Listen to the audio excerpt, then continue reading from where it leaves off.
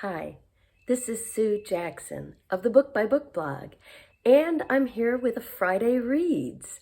May was a little uneven for me. A lot went on in our household and with our family, good and really bad. So there were some weeks when I had to skip Friday Reads. So I'm trying to get back into the swing of things. I only point that out because if you normally depend on my Friday Reads to see what I've been reading, then you missed quite a bit in May. I am going to put together a May reading wrap-up that will go up next week. So if you've missed a lot of my May reads, that's where you can catch up. The big news right now is it is Big Book Summertime. This is a reading challenge that I host every summer. This is its 11th year as a public reading challenge. 12 years ago, I did it on my own just because I wanted to tackle a couple of bigger books on my shelves that I'd been procrastinating on.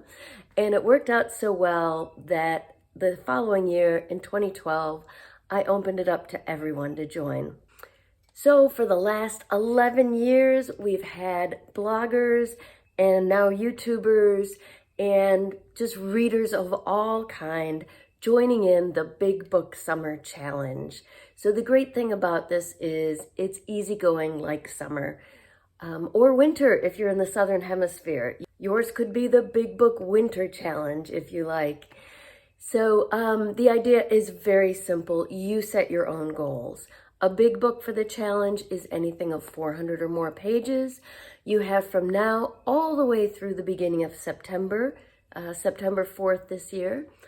And you decide if you want to, if there's one big book you've been avoiding but wanting to read, or if you've got 2 or 3 big books you'd like to get to, or if, like me, you choose a whole stack, a pile of possibilities.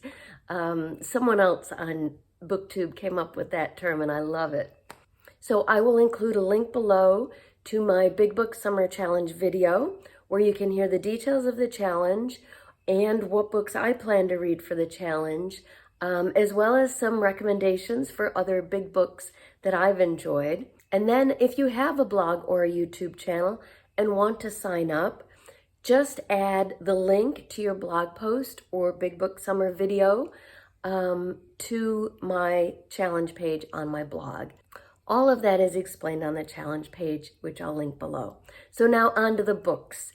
I have started my Big Book Summer reading. So as I said, I have a big stack of big books that I've picked out for the summer. I think there are 9 in my stack.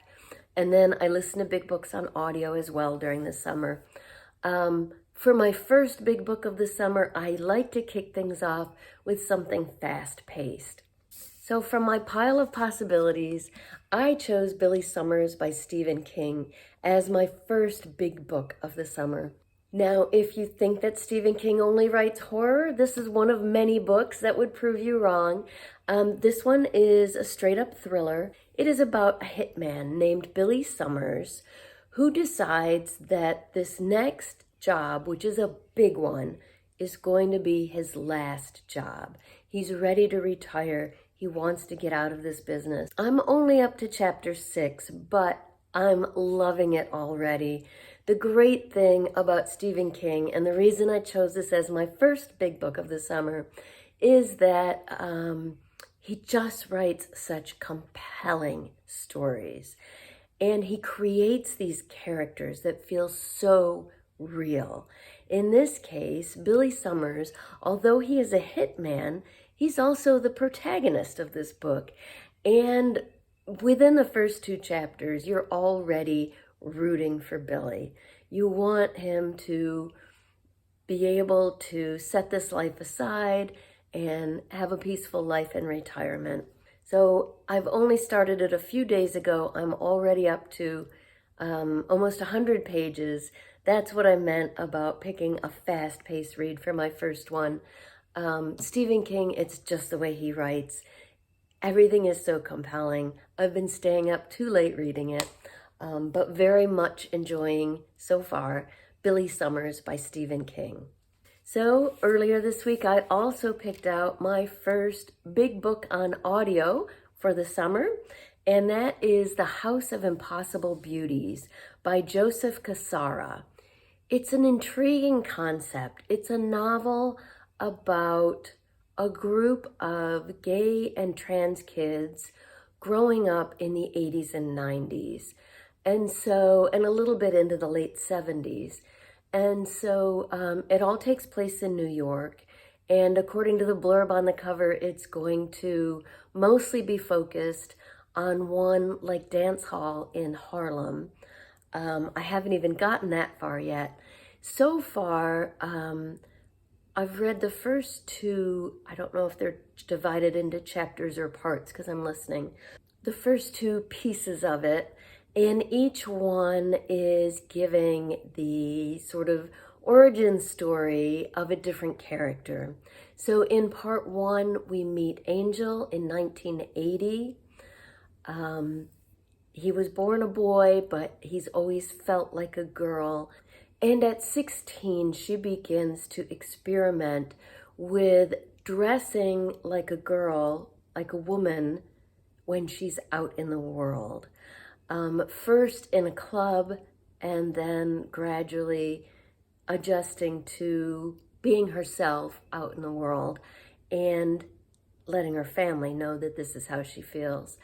So that part was really interesting. I know from the blurb on the cover that Angel is going to be one of the key characters going forward, sort of a leader of this group of young people. The second part is, I've just started it. It focuses on Tomas in 1976.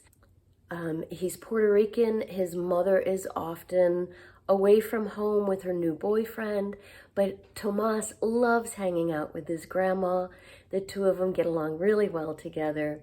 And in this part so far, Tomas is really young, like maybe 9 or 10. And he and his grandma, he plays dress up with his grandma's clothes, and she takes pictures. She likes to dress him up like Elizabeth Taylor, which he loves. They watch the Gong Show together, which brought back funny memories. It's a wonderful book so far, and this is only the introductory chapters. So I'm looking forward to seeing what happens in the lives of these people, how their lives come together and interconnect. I always enjoy a novel with different stories that come together, and that seems like that's what this is. So that's The House of Impossible Beauties by Joseph Cassara. Listening to it on audio, and it is over 400 pages in print, so it does count as a big book. That's what I'm reading and listening to this week in this first week of Big Book Summer. I would love to hear what you are reading and listening to. What books are you enjoying this week? Let me know in the comments down below.